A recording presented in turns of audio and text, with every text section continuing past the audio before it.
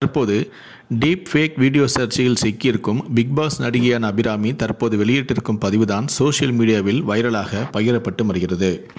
தனது வேதனையை வெளிப்படுத்திய அபிராமி, என் வாழ்க்கையில் நான் சந்தித்த மோசமான மனிதர்களுக்கு கூட இப்படி ஒரு சம்பவம் நடக்கக்கூடாது. அண்மை காலமாக இந்த டீப் ஃபேக் மிகவும் பிரபலமாகி வருகிறது. உண்மையிலேயே இது கவலைப்பட வேண்டிய விஷயம்தான். இதை உருவாக்கியவன் குற்றவாளி என்றால் அதை பகிர்ந்து மகிழ்ச்சி அடைவன் அதைவிட பெரிய குற்றவாளி. நிச்சயம் அவர்களுக்கும் தண்டனை உண்டு. நான் தைரியமான பெண்.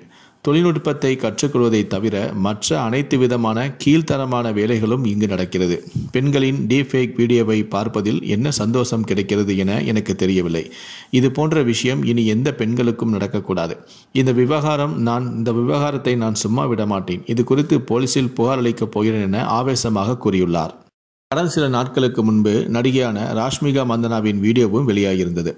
இது தொடர்பாக இந்திய தண்டனை சட்டப்பிரிவு IPC பிரிவு 465, 469 மற்றும் தகவல் தொழில்நுட்ப சட்டத்தின் பிரிவுகளான 66C, 66E ஆகியவற்றில் வழக்கு பதிவு செய்யப்பட்டிருந்த நிலையில் ராஷ்மிகா மந்தனாவின் ஃபேக் வீடியோவை உருவாக்கிய ஆந்திரா மாநிலம் குண்டூரை சேர்ந்த 23 வயதான இமானி நவீன் என்பவர் கைது செய்யப்பட்டார் என்பது குறிப்பிடத்தக்கது.